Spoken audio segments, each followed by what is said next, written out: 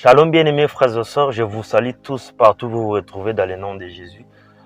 J'avais une pensée que j'aimerais partager avec le peuple de Dieu pour la gloire de notre Seigneur Jésus. Et avant qu'on aille un peu plus loin, j'aimerais d'abord qu'on puisse lire la parole de Dieu. Je suis dans le livre de Matthieu 16, le verset 24, verset 25. J'ai le nom de Jésus, la Bible déclare. Alors Jésus dit à ses disciples, si quelqu'un veut venir après moi, qu'il renonce à lui-même, qui se charge de sa croix et qui me suit. Verset 25. Car celui qui voudra sauver sa vie la perdra. Mais celui qui la perdra à cause de moi la trouvera. Parole de l'Éternel. Bien-aimés, nous connaissons très bien cette belle écriture. Jésus-Christ, notre Seigneur lui-même, il est en train de déclarer ces choses. Il dit ceci. Tout celui qui voudra sauver sa vie, tout celui qui voudra sauver sa peau, il la perdra. Mais tout celui qui perdra sa vie à cause de lui, il la retrouvera. Bien aimé, lorsque nous regardons très bien cette écriture, nous allons voir que Jésus, il fait ressortir un principe spirituel extrêmement puissant. Et c'est ce que j'aimerais partager avec toi aujourd'hui. Alors, d'une manière prophétique, qu'est-ce que Jésus voulait dire? Il voulait seulement dire ceci. Tout ce que l'homme possède, si un jour il croit que ces choses, il les a obtenues par sa propre force, par ses propres capacités, il doit savoir qu'il va les perdre. Lorsqu'un homme arrive à penser un jour que tout ce qu'il y a comme avoir qu'il possède, tout ce qu'il y a comme richesse qu'il a, tout ce qu'il y a comme possession, il les a obtenues par ses propres forces, par ses propres moyens, cet homme-là doit savoir qu'il va les perdre. Mais tout celui qui va reconnaître que tout ce qu'il a, tout ce qu'il y a comme avoir qu'il possède, c'est grâce à Dieu, c'est à cause de Jésus. Cet homme-là conservera ces choses. Ce n'est que ça. Lorsque nous lisons la Bible dans Jean 15, le verset 5, la Bible déclare ceci. Jésus lui-même, il dit que sans moi, vous ne pouvez rien faire. C'est aussi clair que ça. Il dit clairement, sans moi, vous ne pouvez rien faire. Bien-aimés frères et sœurs, nous devons savoir que sans Jésus, nous ne pourrons rien. Sans l'aide de Jésus, personne ne peut rien faire dans ce monde.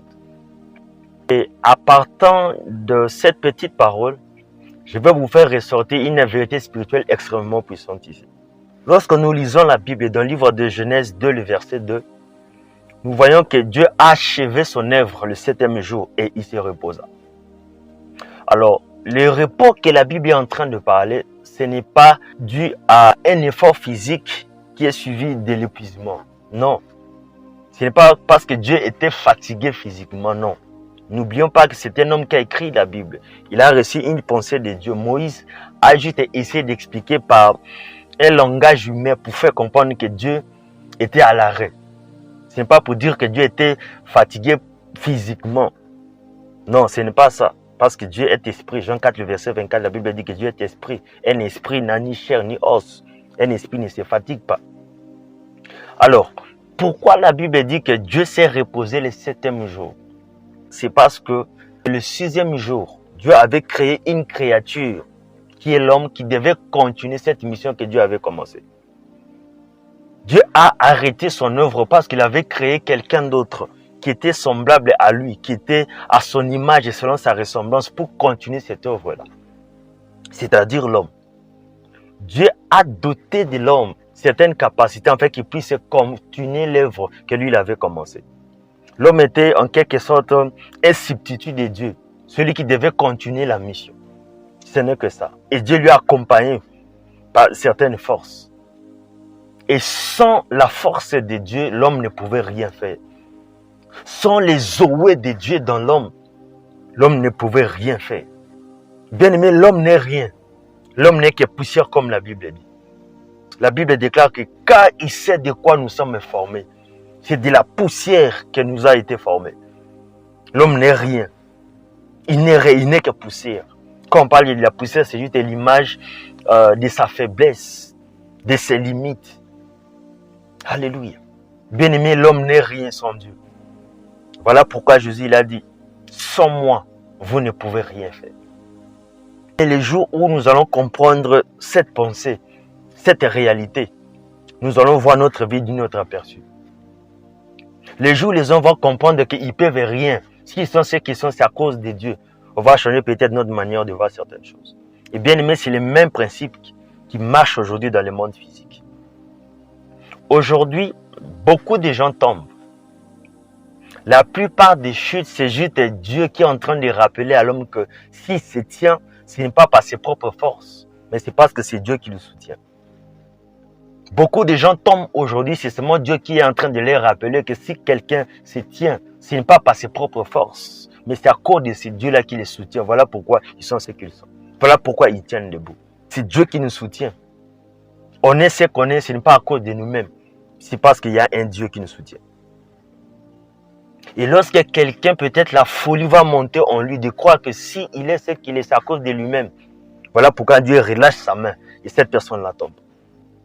C'est ce qui s'est passé avec Saül. Dieu a appelé cet homme afin qu'il puisse être roi, afin qu'il puisse dominer sur son peuple. Et Saül, à un moment, il a cru que s'il est devenu roi, c'est à cause de lui-même. Qu'est-ce qui s'est passé? Il a vu les Philistins l'entourer. Au lieu de compter sur Dieu, au lieu de compter sur la personne qu'il avait appelée. La Bible dit clairement que je me suis dit que les Philistins vont descendre contre moi. Je n'ai pas imploré l'Éternel. Et c'est alors que je me suis fait violence. J'ai offert l'Holocauste. Quelle grosse erreur. Au lieu d'attendre l'ainsi dit l'Éternel, lui qui est roi, il laisse son office royal et il entre dans un office qui n'était pas le sien. Il entre dans l'office sacerdotal qui n'était pas réservé au roi. Il va offrir de l'Holocauste à l'Éternel. Il va toucher à l'interdit. Au lieu de faire confiance à celui qu'il avait appelé, il a voulu maintenir son pouvoir par ses propres forces. Il a dit, je n'ai pas imploré l'Éternel, je me suis dit, il prend ses propres initiatives pour se maintenir au pouvoir. Voilà pourquoi il a été rejeté par Dieu. Il a voulu diriger, avoir la confiance du peuple par ses propres forces. Il a été rejeté. Bien-aimé, tu ne peux pas garder par la force quelque chose que tu as reçu par la grâce. C'est impossible. Tu ne peux pas conserver quelque chose que Dieu t'a donné par sa grâce, par tes propres forces, par tes propres moyens. Tu ne seras jamais bien-aimé. Jamais. Peut-être quelqu'un dira que oh, c'est pas bien. Saül n'a pas bien agi. Mais bien-aimé, c'est exactement ce qui est en train de se passer dans cette génération. C'est ce qui est en train de se passer maintenant dans ces temps de la fin ici. Tu écouteras certaines personnes, certaines filles, il te dira que je vois c'est comme si cet homme n'est pas motivé à me marier. Cet homme-ci, c'est comme s'il n'est pas prêt à me marier. Alors qu'est-ce que je dois faire? Je dois lui donner mon corps, afin qu'il puisse me prendre en mariage. Que je puisse lui donner mon corps, pour qu'il puisse être motivé à m'épouser. Ma sœur, qui t'a dit que lorsque tu vas donner ton corps à un homme, c'est ce qui va le motiver à t'épouser? Qui t'a dit ces choses? D'ailleurs, tu as oublié que cet homme, tu l'as reçu par la prière. Tu as oublié les passés. Tu as oublié comment tu étais dans les montagnes en train de chercher Dieu. Tu as oublié comment tu étais dans la prière, en train d'implorer Dieu, qui puisse t'honorer à entrer dans ton mariage. As-tu oublié ces choses? Dieu te l'a donné par sa grâce. Il t'a fait venir ce bel homme pour t'honorer. Maintenant, regarde ce qui se passe. On vous voit en train de monter de gauche à droite. On vous voit en train de monter dans des hôtels. On vous voit en train de monter dans des maisons de dépose. La personne que Dieu t'a donnée par la prière. Bien-aimé, le Saint-Esprit m'a fait comprendre une chose. Sachez ceci. Toutes choses que Dieu te donne au travers de la prière, sache que tu pourras les perdre au travers des péchés. Et la chose qui va te faire garder ce que tu as reçu par la prière, c'est seulement la vie de la consécration, la sanctification. C'est ce qui va te faire garder ce que Dieu t'a donné par sa grâce. Ce n'est que ça. Tu montais à la montagne, tu étais au désert, dans des retraites, en train de chercher l'Éternel afin qu'il puisse te donner un travail. Aujourd'hui, Dieu t'a donné un travail, un bon poste. Un très bon poste. Et avec les combats de gauche à droite, tu sens que tu vas perdre ton travail. Au lieu de chercher Dieu, tu commences par tes propres moyens à chercher comment garder ce travail. Et on te propose, pour garder ton poste, il faut aller à tel endroit, il faut lire tel livre, il faut réciter telle prière à telle heure. Il faut fréquenter certaines confréries. Et tu entres dans ces choses. Tu veux conserver une chose que Dieu t'a donnée par la prière, par tes propres forces. Bien aimé, tu ne sauras jamais. sache que ces mêmes hommes-là que tu as voulu garder par tes propres forces, par tes propres moyens, tu vas les perdre. Sache que ce travail-là, ce boulot-là, bien aimé, un jour, tu vas te faire virer. Pourquoi? Parce que tu as pris la résolution de garder quelque chose que Dieu t'a donné par sa grâce, par ta propre force. Jésus dit, celui qui voudra sauver sa vie, la perdra. Tu vas perdre ce poste-là. Tu vas perdre cet homme-là merveilleux que Dieu t'a envoyé. Tu vas perdre ces opportunités-là. Tu ne vas pas aller loin. Parce que tu veux utiliser tes propres forces. Bien-aimé, appuie-toi à l'Éternel. C'est que tu es, ce n'est pas à cause de toi. Il y a quelqu'un qui te tient. Il y a quelqu'un qui te soutient. Il s'appelle Jésus-Christ de Nazareth. Il a dit, sans moi, vous ne pouvez rien faire. Alléluia, bien-aimé, sans Jésus, nous ne pouvons rien. Nous ne pouvons rien sans lui. C'est lui la pierre angulaire qui nous soutient, qui soutient cette structure, qui soutient ce que nous sommes aujourd'hui. Dans Zacharie 4, le verset 6, la Bible déclare que ce n'est ni par la puissance, ni par la force, mais c'est par mon esprit, dit l'Éternel des armées. Ce n'est ni par la puissance, ni par la force, c'est le Dieu, c'est le Jésus. Ce n'est pas par tes expériences, ce n'est pas par tes connaissances, c'est Jésus seul.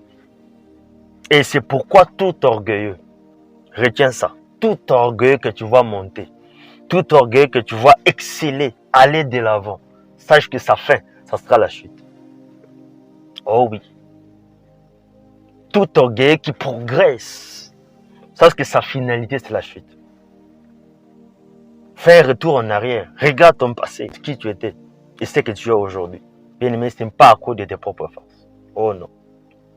Mais bien-aimé, j'aimerais que quelqu'un puisse dire que Seigneur, si je suis ce que je suis aujourd'hui, c'est à cause de toi. Si j'ai ce que j'ai aujourd'hui, c'est grâce à toi, Seigneur. Si aujourd'hui je suis ce que je suis dans cette société, dans ces pays, dans cette nation, dans cette famille, c'est à cause de toi. Si je possède ce que j'ai aujourd'hui, Seigneur, c'est grâce à toi. Car sans toi, je ne peux rien. C'est ce genre de personnes, c'est ce genre de prières que Jésus aime. Car il sait qu'il y a des gens qui dépendent de moi. Il y a des gens qui reconnaissent ma grandeur dans leur vie.